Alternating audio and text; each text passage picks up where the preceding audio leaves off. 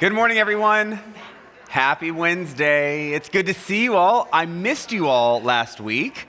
I hope that you survived the ice storm. I will say it's always frustrating not to be able to get together. So we have updated our schedule just a touch. Thankfully, I had put Esther for 2 weeks.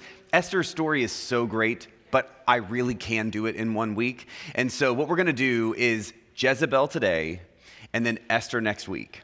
And then in 2 weeks from today is Ash Wednesday, where we are not meeting for RBS on Ash Wednesday. And then the week after Ash Wednesday, that first week of full week of Lent, we'll be back on schedule. And so the only two schedules that really tweak is today and next week. So only Jezebel today, only Esther next week. And we'll still look at the first 8 chapters of Esther next week, but read as much or as little as you'd like. We'll do the whole story there. And poor Vashti, she's just going to kind of get lost because she's, minor. So we're just going to do Jezebel and Esther. And I cannot tell you how excited I am for Jezebel today. I do kind of feel like one of the tasks of this year is to redeem some of the women of the Bible who have traditionally been misunderstood and misrepresented in our tradition, and trying to make that redemption stick for us. Not today. It's kind of fun to have just a bad person to study in the Bible. And so it's sort of juicy and good. So I look forward to that. A couple other notes. There is a map that we will be referencing today. I have a much nicer map that we will email to you. And so do not stress if you cannot really see this. I was told that the back third of the room, the red sort of kind of vanishes. And so don't worry about this if you cannot see it. I'll describe the map to those of you listening, and we will send this map as a PDF to everyone who receives our emails from Bov every week. So no stress about that. Finally, just a reminder that I hope you're having conversations about all of these great women, because I do think that really deepens and helps the teachings stick. And so if you haven't really started that yet, it's never too late. Better late than never. Let's have a prayer and we'll jump in. The Lord be with you. Let us pray. Gracious God, we thank you for the gift of this day. We thank you for the friends who surround us, for the family that supports us, and we ask that you lift up all those that we hold in our hearts and minds, especially those who may need your healing touch, those who are near the end of their lives, and those that we love but see no longer. May this time together today help to break us open just a bit so that your Spirit can get deeper inside of us and help to transform us, that we can help to transform your world. All this we ask in Jesus' name. Amen. All right, so we're going to do this study today in 5 parts. The first is going to be just the story and the context and how it all fits, and we're going to do a bit more history and geography in that section than is typical. And then we've got 4 specific sections focused on the person and the story of Jezebel. We're going to talk about her influence, and then we're going to talk about her fight against God vis-a-vis Elijah. Then we're going to talk about the theft of the vineyard, which is just a great example of why her story matters. And then we're going to talk about her death because it's just too good not to talk about. So, beginning today, we're going to look at the context. And there is a lot of context here that I think is important. So first off, I want us to understand that the big idea about Jezebel's story is really Jezebel and her husband Ahab, the king, versus the prophet Elijah. And so if you have not read much in preparation for this class, know that in almost every instance, Jezebel exists as a foil for Elijah as representative of Yahweh. Put another way, and even at a higher level, what's really happening here is that Yahweh, the God of Israel, is fighting against Baal, the gods of the other groups around the area, basically an Assyrian historic god, and we'll talk about Baal and Yahweh in just a second. I want to set this in the historic timeline. So we have talked a lot about the kingdom period of Israel. So I hope that we are all clear. Israelites in Egypt, they come out, they enter the promised land. You have the period of Judges. Yes, you knew that, the period of the Judges. And then the kingdom period. And the kingdom period begins with Saul, true unification under David and Solomon. And then Solomon dies. And that unified kingdom period ends. There is a popular revolt that essentially takes the unified kingdom and splits it into two. That's when we get northern kingdom of Israel, southern kingdom of Judah. That's what you can kind of see here, Israel and Judah. In that period of time, that happens around 930 BCE. So David becomes king around 1000, 70 or so odd years later, Solomon dies, and around 930, the kingdom splits. Then we have this couple 100-year period of the two kingdoms existing separate from one another. They still relate. They are still all Jewish. They're Israelites. But they don't always work together. What we have in this particular story with Jezebel is Ahab becomes king of the northern kingdom of Israel in 874. By the way, all these dates are approximates. This is just kind of when most people agree is about when it happened. 874, Ahab becomes king of northern Israel. It is over a century later, almost 150 years later, that Assyria comes and sacks the northern kingdom of Israel and takes them into exile. That's the small exile.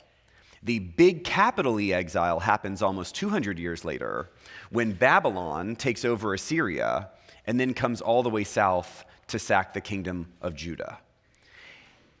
The 12 tribes of Israel divide themselves as 2 tribes in Judah, Judah and Benjamin, and the other 10 tribes in the northern kingdom of Israel. All of that is to just kind of place the story of Ahab and Jezebel. Essentially, what happens after Solomon's death is that his son Rehoboam looks to take over the throne. There is a big popular revolt because Rehoboam wanted to do taxation and stuff like that, and people didn't want to be taxed. And so the 10 tribes of the northern kingdom of Israel follow after Rehoboam. Follow after Jeroboam, sorry. So it's super helpful when you've got King Rehoboam and King Jeroboam to remember like who's who. But essentially you've got the son of Solomon becomes king of the southern kingdom of Judah. A guy who is not related to Solomon becomes king of the northern kingdom of Israel. And then from there, the kings just kind of flow and rotate. And if you were to look up, say, the kings of the northern kingdom of Israel, what I bet you will find is a chart where theologians have declared whether they are bad, mostly bad, or really bad. So there are really no good kings at this period of time. You really just have bad and not quite so bad and really terrible. And the really worst of the worst of the northern kingdom of Israel is Ahab. And so the story of Ahab is really the story of the worst of the worst. And most interpretations have Jezebel as being the person who is the primary influencer of Ahab being the worst of the worst. Okay, questions about history. Then we're going to talk a little bit about geography. Okay, well, if they perk up, then wave me down. Why Jezebel matters to us is that, A, she's a name a lot of people know. I mean, Jezebel is kind of synonymous with just general evil. Bub was actually telling me earlier that she can remember as a child having evangelists come and knock on her door and giving her tracts. And the one she remembers was Jezebel, the wicked queen. And so you kind of have this like sparkle of Jezebel as being just wicked. And so it's good for us to know the story and know that kind of she earns it. And so how that fits within our context is really good. What I want to make sure, though, we know as people who wish to study the Bible is that Jezebel as a character is interesting and can be a bit entertaining in the grand narrative. But Jezebel should not simply be an individual. She's not just a villain. What Jezebel represents, along with Ahab, is the systemic problem of religion yoking itself too closely to the powers of the world. That's really what this story is about. This is about the mix of essentially, in America, we would call it the mix of church and state. It's a problem. And I think that for a lot of people, the separation of church and state is understood as protection of the state. No. The separation of church and state is protection of the church. Because really, faithful people, when intertwined too much in the power structure of the world, it is way too tempting to then use religion and use spirituality to then defend yourself, defend your decisions, defend what would be politically expedient, and that ultimately undermines the quality of one's faith. And what Jezebel and Ahab represent is kind of the epitome of putting those two things together and then watching them essentially lose every good quality about being a faithful person in any way.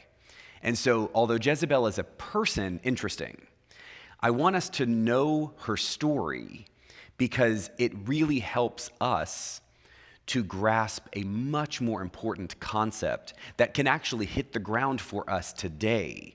When that kind of religion and power get too mixed up, it pretty much never works well. And that's why I think it's important for us as we study Jezebel. So let's talk about where Jezebel even comes from. Who was she? Jezebel was the daughter, so in a sense, princess, sort of one of the leaders of Phoenicia. And so if we look at this map of what would be today Israel, modern-day Israel, then you've got Jordan over here, Syria, and then the Phoenicians happen to essentially be what would today be Lebanese. So I'm Phoenician. Thank you very much. So the Phoenicians were a seafaring people. They were really good in the water. They had great port cities, and they were super powerful to be able to go into the Mediterranean and trade. Ahab, as the king of the northern kingdom of Israel, made a strategic alliance with the Phoenicians, who were better at ocean trade, in order to strengthen the kingdom. And so Ahab married one of the princesses of the Phoenician kingdom. She is technically from Sidon. So you may remember in the Gospels, we often speak of the area of Tyre and Sidon. Tyre and Sidon are kind of sister cities up here on the coast in Phoenicia. And so Jezebel comes from here, marries the king in order to create an alliance between the northern kingdom of Israel and the Phoenicians, who were really good at trade, especially on the water. Because of that alliance, Jezebel brings into Israel the worship of Baal. So who then is Baal? Baal, B-A-A-L, and if you were to phoneticize this in the ancient language, it would actually be B-A-apostrophe-A-L, which is why you would hear a lot of scholars pronounce it as two syllables, Baal. And Baal essentially means Lord or master. And Baal was the Canaanite ancient god of fertility and of weather. And so Baal became the principal deity for a lot of these tribal groups all over, the Canaanites and others, because Baal was supposed to be the god that grants you children and the god that gives you the rain that you need for your crops and for your animals. And so just became super important. When Israel receives the commandments and they actually begin to follow Yahweh, that then creates Judaism, Yahweh was always put up against Baal. Baal's really the chief enemy, the chief competitor, so to speak, against Yahweh. And the general story of the Jews for centuries and centuries is this slow swing back and forth between being wholly faithful to Yahweh and then slipping into this weird kind of dualism or polytheism that incorporated Baal and other kinds of Canaanite or Assyrian gods. And typically, when they slipped too far, God would then send a prophet or someone else to say, you're doing it wrong, you've got to repent, and you've got to clean this stuff up. That's where Elijah comes in. And so this story is they have slipped so far away from Yahweh to where they're building altars and temples to Baal in the northern kingdom of Israel. And so onto the scene comes Elijah. And Elijah speaks for Yahweh, and Elijah takes on all of the priests and the other prophets of Baal. And we get this really dynamic, interesting story that all takes place concurrently to Jezebel's narrative. And so we'll get to a little bit of that. Yes. Is Baal represented by the calf, or is that yet another god? So the question is, Baal represented by the calf? Yes, it can be. So your question really matters based on at what point in time you're asking the question, because there is an evolution of which God is or is not representative of the bull. But I'm assuming you're referencing the golden calf at Sinai. Yeah. So that golden calf, absolutely, that's Baal. And we get Baal kind of resonating for centuries around the Israelites in the land, in the promised land. And typically we see most of the trouble happening in the northern kingdom, not the southern kingdom. The southern kingdom is not perfect. They also devolve in their own special way. But the northern kingdom of Israel tends to be worse than the southern kingdom of Judah. And Baal worship just slips in. And part of it is exactly why it happens to Ahab. Ahab marries Jezebel. Jezebel brings this with her. And so as a strategy, Ahab kind of lets Jezebel do whatever she wants. I mean, I should note that although Ahab may not be the primary actor in this story, Ahab is no victim. And so Jezebel may be driving the bus, but Ahab's right there cheering her on. And because Ahab understands that he's benefiting from a lot of the stuff that Jezebel does. And so, although it's easy and over time, Jezebel has taken the brunt of all of the bad memories of this period, but Ahab's right there with her. And so I think it's unfair to put all of it on Jezebel just because Ahab isn't the primary actor. He's there, and he should kind of get some of the blame too. Other questions? Geography, history, timeline, any of that stuff before we get into the specifics?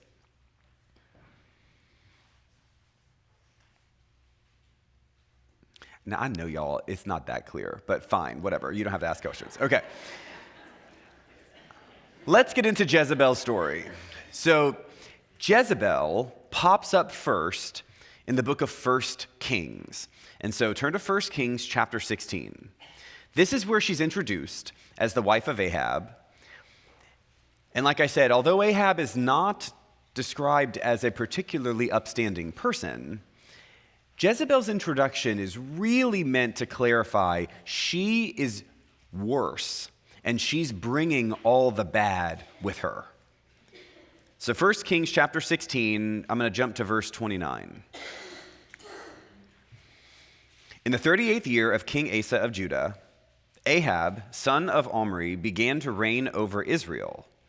Ahab, son of Omri, reigned over Israel in Samaria 22 years. Ahab, son of Omri, did evil in the sight of the Lord more than all who were before him.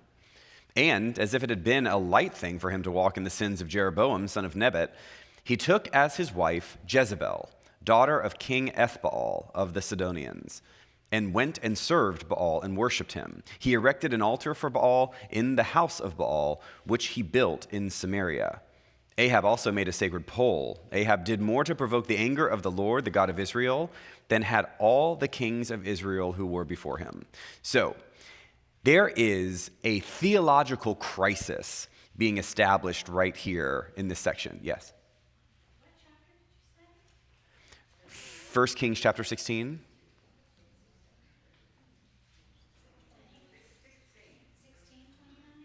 right? Did I misspeak? Oh, that's okay. No, 1 Kings 16:29. Yeah. Don't, listen, I could have totally written it down wrong. So you asked the question. We good? Okay. So this theological crisis that is being established here is quite clear. Ahab marries Jezebel. Ahab builds a temple to Baal, begins to worship Baal. In that temple, he builds an altar, and on and on. So this is not small stuff. This is not passively not worshiping Yahweh as much as one should. This isn't like what we see, for example, if you fast forward to the New Testament and we get the gospel, King Herod is not a faithful Jew. King Herod's also just kind of not doing faithful stuff. I mean, he's no one we should emulate. But what Herod is doing is also the kind of thing that he's just sort of nothing. And that's a problem if you're seeking to be a faithful person. That's not what Ahab is doing here. Ahab isn't just doing nothing. Ahab isn't just not worshiping Yahweh. Ahab is actively building, physically building temples and altars to Baal. And so, of course, in any kingdom, when the king does stuff, if you're a person living under that king, it's often expedient for you to do the stuff the king likes. You know, when an individual tries to control the people around him, it's really difficult for the people looking to succeed, looking to remain relevant, looking to remain influential, to stand up to the king who thinks they're right about it. And so Ahab essentially has created this system where, sure, Yahweh exists over there, but he is king and he is worshiping Baal. So is his wife. So if you wish to have influence, which also translates to economic success, then you better get on the train and begin worshiping Baal as well.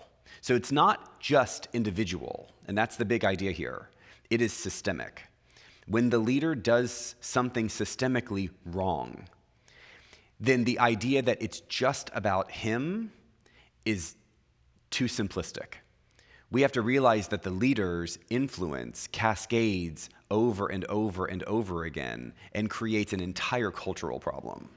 And so Jezebel here comes on the scene as this major influence of all of the physically bad stuff that Ahab is doing, and then cascading in influence to all of the people who should be faithful Jews worshiping Yahweh. I think that's all I'm going to say about that. Questions? Yes.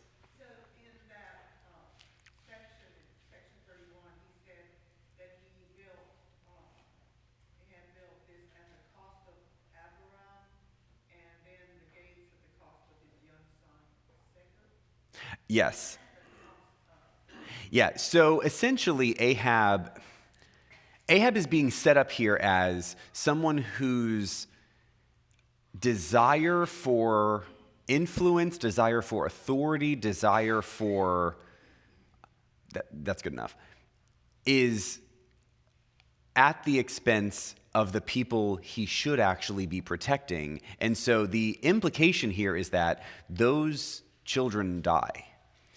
And so sometimes the language isn't explicitly clear, but that's the way most would interpret this, is that essentially as you're going forward with this. So if we put this in a theological sense, God is not silent. I mean, the way that Yahweh is depicted in these stories, one could read this as he's beginning to do the bad stuff. And so God's actually punishing him along the way because he's doing these bad things. And yet even those punishments are not enough to get Ahab to repent and to improve. And so it's right there that we get Elijah coming on the scene. So it's sort of okay, if the normal kinds of stuff won't get you to turn, then we're going to put a prophet on you. And not just any prophet. I mean, I hope you remember, Elijah's like the prophet. You know, Jesus goes up the mountain and is transfigured in front of his disciples. Who is seen with him? Moses and Elijah. So this is not just any prophet. This is the prophet. And so when we are having Ahab set up as not just being a bad guy, but the worst of the worst, then God sends the best of the best. And so it is this kind of cosmic battle that is being set up right here in these verses between Ahab and Elijah. And of course, Jezebel's there. Like, I don't want to say Jezebel doesn't matter. She does matter. But Ahab is the king. And so Jezebel is there, but it's not always Jezebel who represents the worst of the worst. Other questions? All right, so let's talk about the fight. So we get this conflict between Baal and Yahweh. We get the conflict between Ahab and Jezebel and Elijah. And it's really super. If you've not read this section, I'm not going to focus on Elijah's story specifically, but I do need to bring in a bit of what Elijah does because it's Jezebel's response to Elijah that really makes the story so dynamic. I mean, not to bury the lead, Jezebel, to the end, never repents, never admits wrongdoing. She is proud, and she will die proud. And like on the one hand, it's kind of impressive. On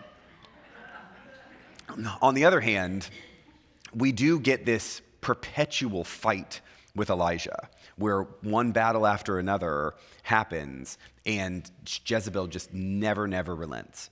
So in 1 Kings chapter 18, jump a couple, we find in chapter 18 this fantastic story of Elijah versus the prophets of Baal.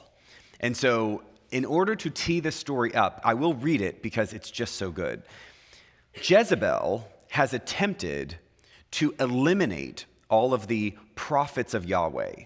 So what does that really mean? We have prophets like Elijah who seem to be top tier prophets, and then we've got other kinds of prophets. And typically you've got this sort of second tier group of people that are either prophets or priests or both. And so we see that Baal's got prophets and priests. Here we apparently have a set of Yahweh's prophets. So what's the difference? Priests are people who function for the people in a specific way. There is this sacramental, sacred, kind of liturgical or ritualistic function. That's what a priest does. A priest shows up in sacred spaces and guides people in worship. It is a functional way of being. It is literally taking stuff and making stuff and blessing stuff, and that's what a priest does. A prophet does something totally different. A prophet speaks God's word against whatever powers of the world are doing things that are not in accordance with God's will. And so prophets don't function in a space like a priest. Prophets are often outside the norms of society or culture. They often live, think of John the Baptist. John the Baptist could not have done what he did in the porch of the temple in Jerusalem. So he had to go off, essentially where the powers of the world really are not, in order to be the prophetic voice that he was. So what Jezebel really doesn't like is that prophetic voice. And she has systematically begun to kill, to execute Yahweh's prophets, so not priests, the prophets, because they are the ones that voice the challenge to the power that she and Ahab control. And so that is the setup for what happens here in chapter 18. So 1 Kings chapter 18, let's read it. After many days, the word of the Lord came to Elijah in the 3rd year of the drought, saying, "Go present yourself to Ahab. I will send rain on the earth." So Elijah went to present himself to Ahab. The famine was severe in Samaria. Ahab summoned Obadiah, who was in charge of the palace. Now Obadiah revered the Lord greatly. When Jezebel was killing off the prophets of the Lord, Obadiah took 100 prophets, hid them 50 to a cave, and provided them with bread and water. Then Ahab said to Obadiah, "Go through the land to all the springs of water and to all of the wadis," that's the rivers, Perhaps we may find grass to keep the horses and mules alive and not lose some of the animals. So they divided the land between them to pass through it.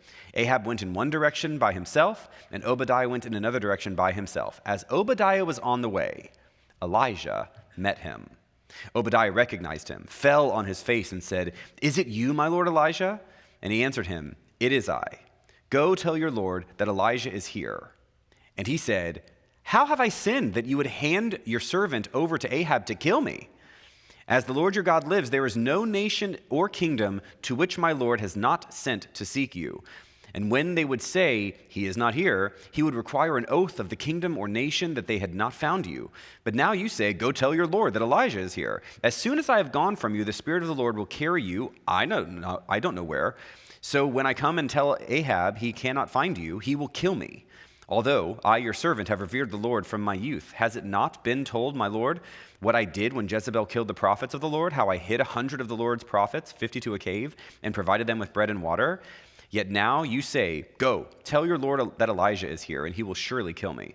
Elijah said, 'As the Lord of hosts lives, before whom I stand, I will surely show myself to him today.'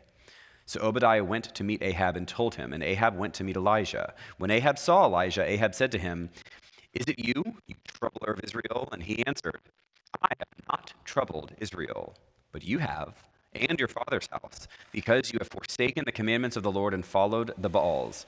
Now therefore have all Israel assemble for me at Mount Carmel, with the 450 prophets of Baal and the 400 prophets of Asherah, who eat at Jezebel's table.'" So we're going to pause there before we get to the good stuff. So essentially what is happening here is Obadiah is like the secret Yahweh worshiper who has remained somewhat relevant within the king's court, not sure how, but he's kind of stayed there as almost a spy who is keeping the last 100 Yahweh prophets alive in caves by just bringing them water and bread. So it's dire. Elijah comes on the scene, and Elijah has built a big reputation for himself. Ahab wants Elijah dead. And so when Obadiah sees Elijah and Elijah asks him to go tell Ahab that he's here, Obadiah's like, wait a minute. Like, I have been super secret agent and stayed in Ahab's good graces, and now you're going to reveal my allegiance by having me go tell him where he can find you, and you're not going to be there. So Elijah obviously moved around a lot. And so Elijah promises, no, I'm not going to put you in harm's way. You tell him where I am, and we're going to meet. And so Ahab then comes to see Elijah, and Elijah challenges Ahab's and all of the prophets of Baal and Asherah, it's all the same, to meet him at Mount Carmel. And on that mountain, Elijah is going to challenge those prophets to see which God is real, or perhaps which God is strongest. And in order to do that, they're going to create two different altars, one for Baal and one for Yahweh. They're going to take bulls, and they're going to sacrifice the bulls, set up the carcasses on the altars, and then they're going to call to their God, Baal or Yahweh, fire to fall down on the altar to consume the offering of the bull. And whose ever God shows up with fire is the real God. It's great. It's so cinematic. I love it. And so here you have on the mountain nearly 1,000 prophets of Baal showing up. They do the bull, and Elijah has this great, it really is such a long story, I don't have time. So Elijah has this great moment where he's like, y'all go first. And so he waits, and they do it up, they cut up the bull, and they do other things, and they put the bull's carcass down, and then they start calling and praying for Baal to send fire. No fire comes. So then they start beating themselves, like with swords and everything. They're literally cutting themselves, and they're bleeding, trying to get Baal to send the fire. No fire comes. So then Elijah's like, y'all done? Okay. So then he cuts up the bull, puts the bull on his altar, and as if it's not hard enough to get fire to fall from heaven, Elijah then makes sure everything around the altar of the bull is really, really wet. And so everything is now wet, because of course wet does not burn so easily. And so Elijah everything is wet. And Elijah is like, now. And then fire falls and burns up the bull and all the water, and it's great. And the people see this happen. And that's the brilliance of what Elijah does. He's called all the people together and said, you watch for yourself. They're going to try and do something. I'm going to try and do it. Let's see whose God is true. Baal doesn't show up. Yahweh shows up big time with the fire. And so the people are like, well, obviously Yahweh is the true God. And so Elijah then says, what are you going to do about it? And the people take all of the prophets of Baal down to the river and execute them all. Yeah, man, it's good. Okay. Wouldn't you think that after all of that drama, Jezebel and Ahab would be like, okay, the people have spoken. They've killed all of the prophets of Baal. Obviously, Yahweh's legit. Shouldn't we just make a good calculated judgment to just go with Yahweh? Because what is fascinating about Ahab and Jezebel is although maybe you could say that they had actual faith in Baal, I doubt it. I think they were making a calculated political judgment about how to use religion to their own benefit so that they could manipulate the people to do what they wanted them to do. By doing that, and then by losing so spectacularly, it would seem like they would say, well, let's just get on the Yahweh train. I mean, why not? They aren't legitimately faithful people. They're just using whatever kind of religious language will motivate the populace to do what they want. And so if the populace is now feeling good about Yahweh, just start using Yahweh for your own ends. But they don't. Because ultimately, what might have started out as just using religious language to achieve your political ends has now become pride. And so Ahab and Jezebel are now looking to win. They're not looking anymore to be politically expedient. They will not make the decisions that any of us looking in from the outside would think that's the wise political move. Instead, they dig in their heels because the only thing worse than not getting their way politically is losing. And so they will do anything not to lose. And so they dig in their heels, and Jezebel decides that Elijah's got to die. And so if you look at chapter 19, Ahab told Jezebel all that Elijah had done and how he had killed all the prophets with the sword.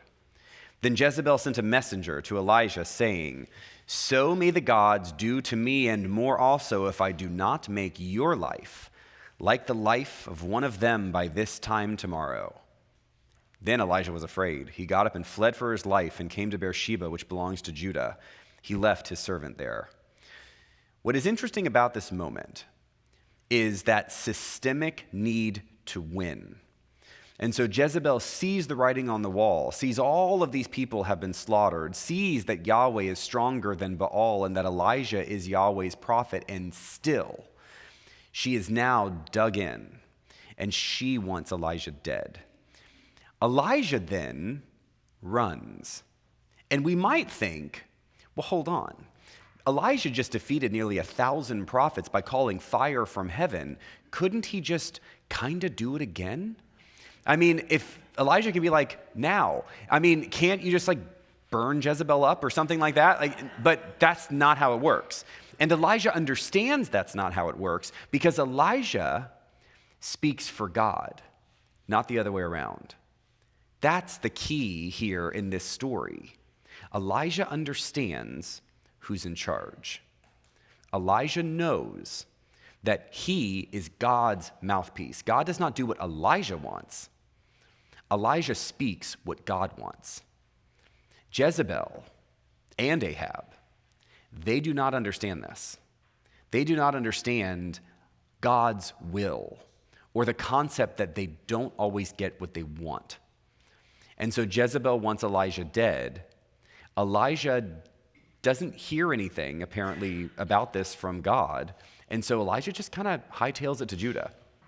Judah, remember? So they're up here. Elijah has now fled. And Elijah will be back, but for now, he has fled. This kind of fleeing, I hope, helps us understand the kind of macro, sort of cosmic way that this battle is being fought. This is not a cheap, easy kind of battle. Jezebel and Ahab represent this institutionalization, this cultural shift away from the true God to the God of power. What Elijah is doing is understanding that he may have won the battle, the war is not over. And so he flees in order to fight another day. And he understands that something so systemic and something so deeply embedded in the cultural identity will not be overturned with one significant dramatic moment. And so he's preparing himself for whatever will come next. Any questions about all that?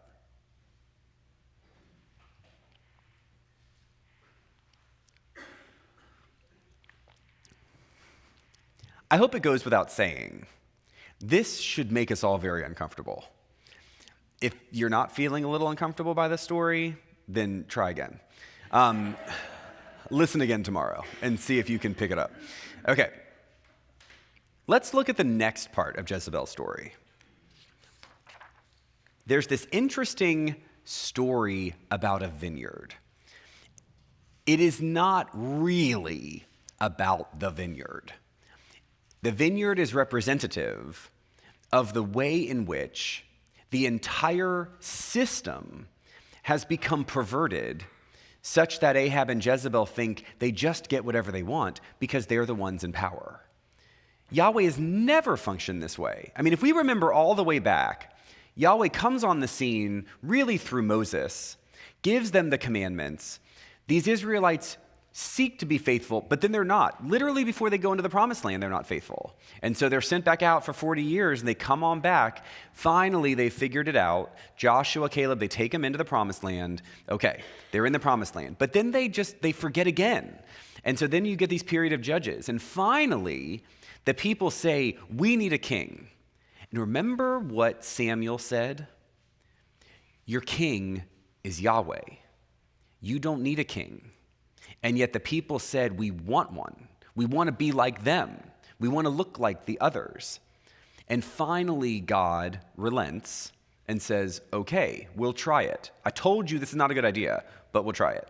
And so then you get Saul, David, Solomon, and beyond. And what is happening here in that grand narrative is kind of a God saying, see, this is why you don't have a king on earth. This is why Yahweh, I am your king. This is why later, when Jesus comes on the scene, the language of kingship is used for him because the representation there is, you don't need a king, you have one. And that's Yahweh, that is Christ, that is the Spirit, that's our king.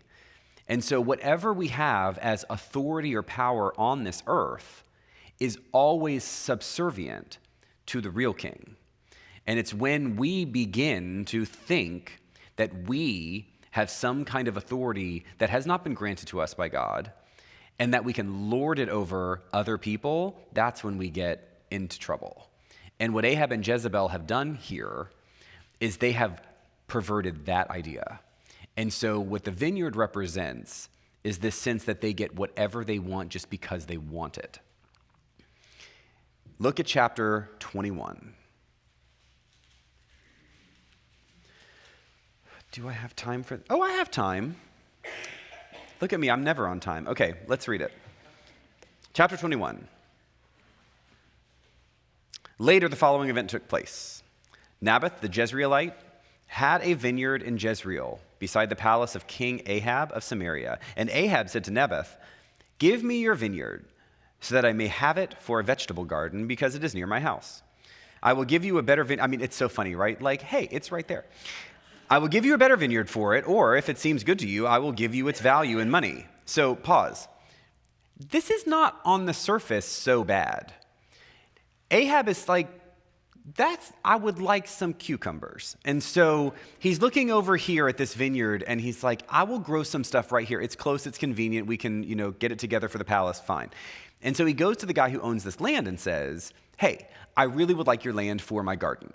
I'll get you better land, or I'll just pay you flat out for this land. So it's not like Ahab at the start is doing something that is so wrong on the surface.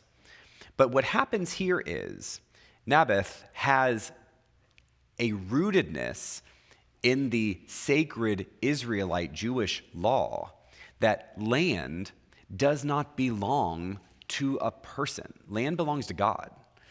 And we as people inherit that land to be able to maintain that land in God's name.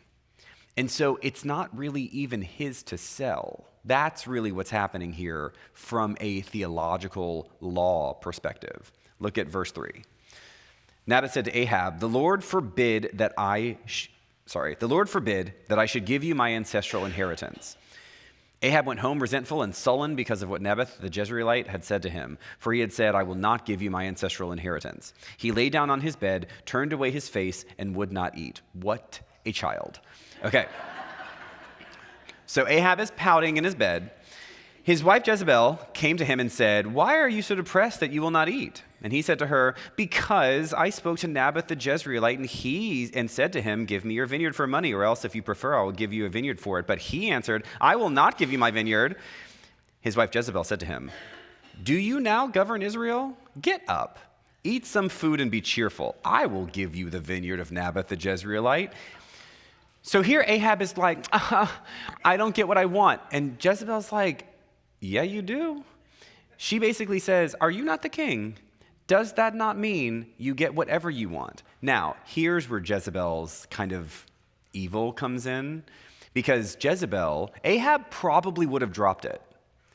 But Jezebel comes in and says, excuse me, we get what we want. And so if you're not going to get what you want, I'm going to get it for you. And so she wrote letters in Ahab's name and sealed them with his seal. She sent the letters to the elders and the nobles who lived with Naboth in his city. She wrote in the letters, proclaim a fast and seat Naboth at the head of the assembly. Seat 2 scoundrels opposite him and have them bring a charge against him, saying, you have cursed God and the king. Then take him out and stone him to death. The men of his city, the elders and the nobles who lived in the city, did as Jezebel had sent word to them, just as it was written in the letters that she had sent to them. They proclaimed a fast and seated Naboth at the head of the assembly. The 2 scoundrels came in, sat opposite him, and the scoundrels brought a charge against Naboth in the presence of the people, saying, Naboth cursed God and the king. So they took him outside of the city and stoned him to death. Then they sent to Jezebel, saying, Naboth has been stoned. He is dead. As soon as Jezebel heard that Naboth had been stoned and was dead, Jezebel said to Ahab, go, take possession of the vineyard of Naboth the Jezreelite, which he refused to give you for money, for Naboth is not alive, but dead. As soon as Ahab heard that Naboth was dead, Ahab set out to go down to the vineyard of Naboth the Jezreelite to take possession of it. So here we have this example of Ahab is not a victim. Ahab may not have been the person who conceived of getting rid of Naboth in order to get the vineyard, but Ahab had no problem with it. So Jezebel goes and has Naboth stoned to death for no good reason. And in fact, Naboth represents a person who holds true the covenant. So the reason Naboth would not sell is because it is his ancestral inheritance. Read there, it's not his. It's been a gift to his family from God. It's God's land. And so Naboth is not doing what the king and the queen want done. But he's not doing what they want done for a sound theological reason. His king is not actually Ahab. His king is Yahweh. And yet Ahab and Jezebel are not satisfied with that. They have the power and they want to wield it to get whatever they want. And so not only does Jezebel go and kill an innocent person to get the land, but Jezebel's killing an innocent person who explicitly did not do what they wanted to do because of God's law. That's the person that they had killed. And so this execution is done with a lot of gross irony. Proclaim a fast. It's religious. It's this ritualistic kind of experience. Then bear witness of that person doing something wrong, but it's false witness. And so she seems to know. You declare a fast and you hold this party, and Naboth will come because he's a faithful person. Then when the false witness is born against him, the people will respond with the religious response they're supposed to have, which is, you curse God, you get stoned. So Jezebel's not only getting rid of this guy who is a faithful person, but she's actually using religious law, language, and practice to get rid of this faithful person. Like, it's really gross. She doesn't have the confidence to just call him in and execute him in the court.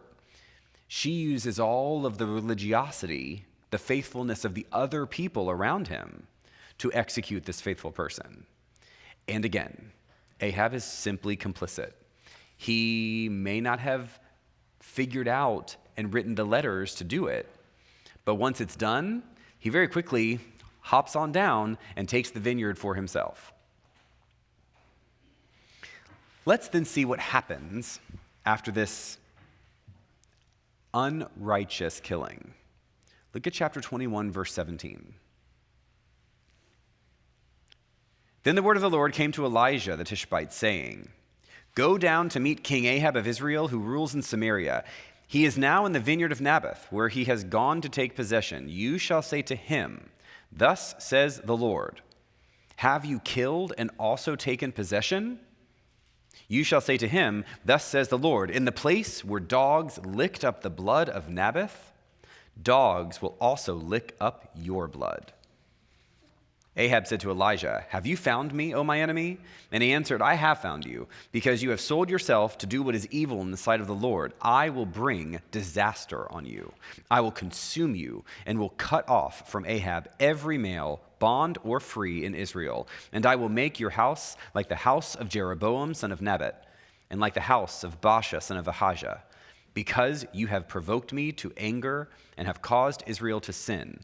Also concerning Jezebel, the Lord said, 'The dogs shall eat Jezebel within the bounds of Jezreel. Anyone belonging to Ahab who dies in the city, the dogs shall eat. And anyone of his who dies in the open country, the birds of the air shall eat.' Indeed, there was no one like Ahab, who sold himself to do what was evil in the sight of the Lord, urged on by his wife Jezebel. He acted most abominably in going after idols, as the Amorites had done, whom the Lord drove out before the Israelites." Yes. So Elijah seems to get a word from the Lord that the dogs and the birds are going to eat Ahab and Jezebel and their entire family. Okay. It's coming because there's 2 Kings. And so I think that's pretty self-explanatory. We're going to get to Jezebel's death here in just one moment. But before we do, questions about how the vineyard fits into the whole story or anything else.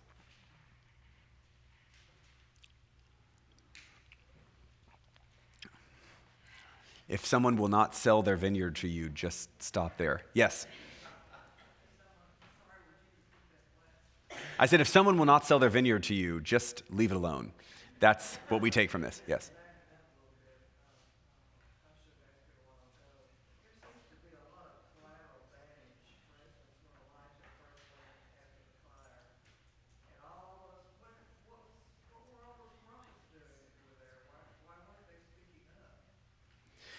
So why weren't the prophets of Baal speaking up? Why weren't the prophets of Yahweh speaking up? Why didn't they speak up at the time that this is obviously Yahweh, do something? Okay, so is your question, why weren't the prophets of Yahweh preventing this sort of institutionalized transition away from Yahweh toward Baal? Is that your question? Or is it specifically about the conflict with Elijah on Mount Carmel? Okay. I'm saying that it seems like the prophets didn't really amount to anything. I mean, they were there, but they didn't do anything. They just followed up when it became obvious. Oh, And then that, okay. So your question is about Yahweh's prophets as Ahab and Jezebel were kind of coming to power. So back at the beginning, Jezebel's killing them all. And so I think the implication there is likely they were doing stuff. They were speaking out against Ahab and Jezebel, which is why Jezebel wanted them killed. Jezebel's not going to just go about killing people probably for no reason. I mean, she doesn't need a big reason, but I think she needs some reason. And so that the prophets of Yahweh were being killed, were being executed, I think the implication is clear that they were speaking against what Jezebel and Ahab were doing. That's why Obadiah took the last 100 of Yahweh's prophets and hid them. He didn't hide them because they didn't want to be where they were. He hid them so that those last 100 prophets would not be killed by Ahab and Jezebel. And so I think that is very clear to me that Yahweh's prophets were doing something. Now, were they effective enough? Obviously not. So it did take Elijah to actually be most effective, but they certainly would have been doing something that would make Jezebel want them dead. So I think that's the way we can interpret those prophets. Some prophets are just better than others. You know, Elijah just did better than the others, apparently. Other questions? All right, then let's close this out. We're going to look at Jezebel's death. The first thing I want you to know is who is Jehu. So it's important in 2 Kings for us to ID Jehu. Jehu is a commander in the army of the northern kingdom of Israel. Jehu is anointed by a prophet at the bequest of Elisha. So quickly with the prophets, you've got Elijah. Elijah's kind of physically hands off his mantle to Elisha. Again, Rehoboam, Jeroboam, like it would be nice if their names weren't quite so similar. So in class, we used to say Elijah and Elisha, just so we knew like who they were and we were not confused. But Elijah hands off to Elisha, and Elisha, the prophet, sends someone to anoint Jehu to be the one to carry out the divine judgment of Yahweh against these wicked kings. Jezebel is still around.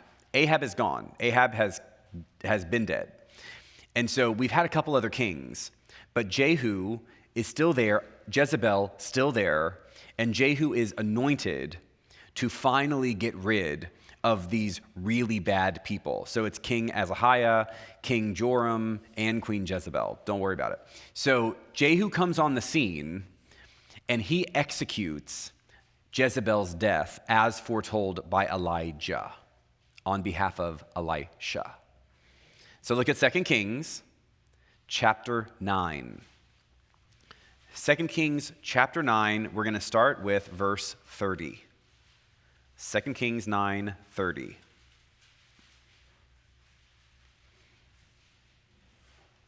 When Jehu came to Jezreel, Jezebel heard of it.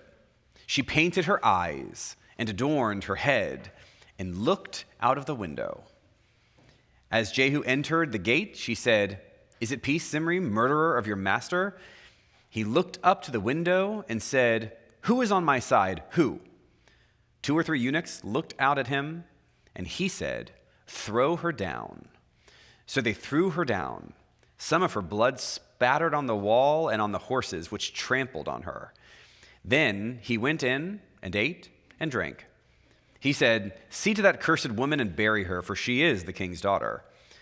But when they went to bury her, they found no more of her than the skull and the feet and the palms of her hands. When they came back and told him, he said, "This is the word of the Lord, which he spoke by his servant Elijah the Tishbite. In the territory of Jezreel, the dogs shall eat the flesh of Jezebel, The corpse of Jezebel shall be like dung on the field in the territory of Jezreel, so that no one can say, 'This is Jezebel.'" Yeah, so Jehu is cleaning up all of the mess of all of the kings, both kingdoms, that have gone too far away from God. And Jehu is anointed to do this. Jehu will become king of the northern kingdom of Israel. And Jehu is described in that list of kings of the northern kingdom of Israel as not so bad. So he's not great. But compared to Ahab, he's wonderful. And so Jehu comes in, and he's killed these other couple kings, and it's likely Jezebel knows he's coming. So he shows up. Jezebel is up. Do you notice he said looked up?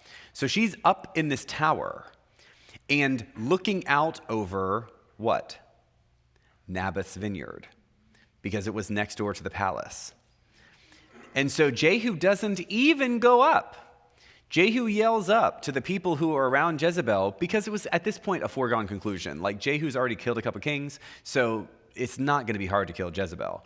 And he basically says, who up there, like the people around Jezebel, who up there is with me? And did you notice that the eunuchs were with Jezebel? Remember, eunuchs are castrated men who serve queens, because then the king is confident that they can't get her pregnant. And so the eunuchs are there with Jezebel, and the eunuchs are probably looking down at Jehu and been like, well, it's going to happen whether we do it or not. And so they throw her out the window. She falls to her death. She splatters on the vineyard. And so she's killed and eaten by the dogs on the vineyard ground where Elijah said she would be. And this happens over the course of, a couple hours? Because apparently Jehu sees her fall, knows she's dead, decides to have dinner before doing anything about her body. And by the time he says, well, might as well go bury her, body's gone, just like Elijah said. So part of what I want for us, and I know I'm over time, like I said at the beginning, and I want to reiterate, Jezebel is not meant to be a monster. Jezebel and her story is really meant to be a mirror. So do not make Jezebel just a villain. Allow Jezebel to reflect to you who you are, what cultural milieu you live in, what assumptions are you making about power structures of the world, and how can you actually shift what you do and who you are so that you grow closer and closer to God and don't yoke yourself too firmly out of your own fear to any sort of power structure in the world. That's really what Jezebel's story is meant to give to us. And so it's fun, it's great, I love a good villain. But it's much better than that.